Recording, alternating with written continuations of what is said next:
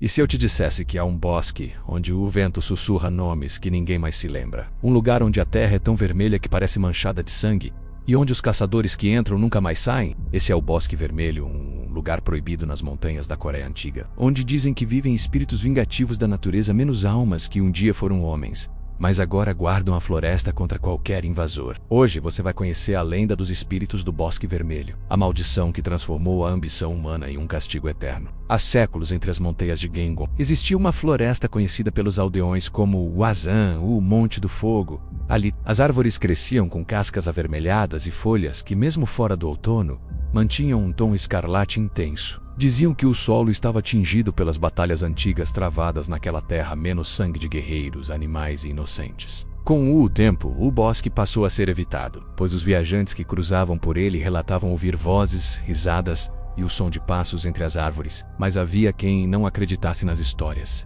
E entre eles estavam os caçadores. Numa noite fria de outono, 3 caçadores da aldeia Jin, Dei e Juan decidiram desafiar o tabu. Acreditavam que o bosque era rico em cervos e javalis, e que as lendas eram apenas histórias para assustar crianças. Armados com arcos e lâminas, entraram na floresta ao cair da tarde. Logo perceberam que o ar ali era diferente, pesado, úmido e quase silencioso. Nem pássaros cantavam, e o som dos próprios passos ecoava como se alguém o seguisse. É só o vento, disse Jin. Mas no fundo todos sentiram o mesmo arrepio. Enquanto caçavam, Dei avistou um cervo enorme, com chifres tão longos que pareciam coroas. Ele atirou, mas a flecha atravessou o animal sem feri-lo, e o cervo desapareceu na névoa. Quando correram até o local, encontraram algo no chão. Uma máscara antiga, feita de madeira vermelha, com traços de rosto humano e olhos ocos. Sem pensar, Juana pegou e a colocou no rosto, rindo.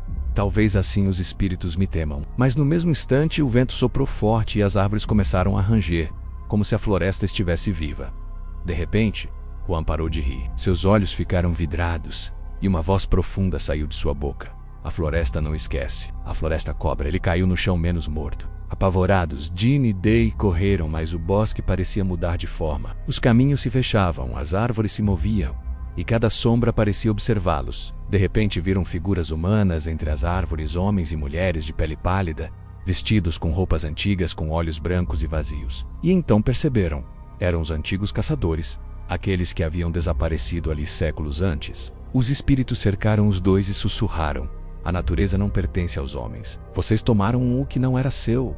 A floresta brilhou em vermelho.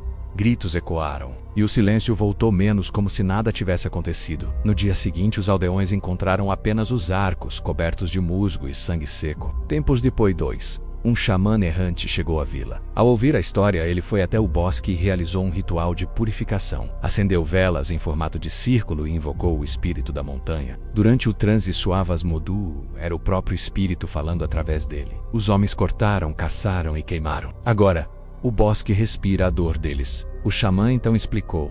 O Bosque Vermelho era um guardião ferido, um ser espiritual que absorveu o sangue e o sofrimento de todos que morreram ali, e por isso tornou-se um portal entre o mundo humano e o espiritual. Toda vez que alguém entra nele com más intenções, o bosque os toma, para reequilibrar o que foi perdido. Com o tempo, o Bosque Vermelho virou um santuário proibido. Ninguém corta suas árvores. Ninguém caça seus animais. E todos os anos, os aldeões deixam oferendas de arroz e flores vermelhas, pedindo perdão aos espíritos da floresta. Alguns dizem que, nas noites de lua cheia, é possível ver figuras humanas vagando entre as árvores, menos caçadores antigos eternamente presos à terra que profanaram. Para os taoístas, o Bosque Vermelho representa a face espiritual da natureza, a lembrança de que tudo no universo tem consciência, e que o desequilíbrio entre o homem e o mundo natural sempre cobra seu preço. Quem fere a floresta, fere a si mesmo. Hoje, o Bosque Vermelho ainda é evitado. Os ventos que sopram de suas árvores trazem um som que parece humano,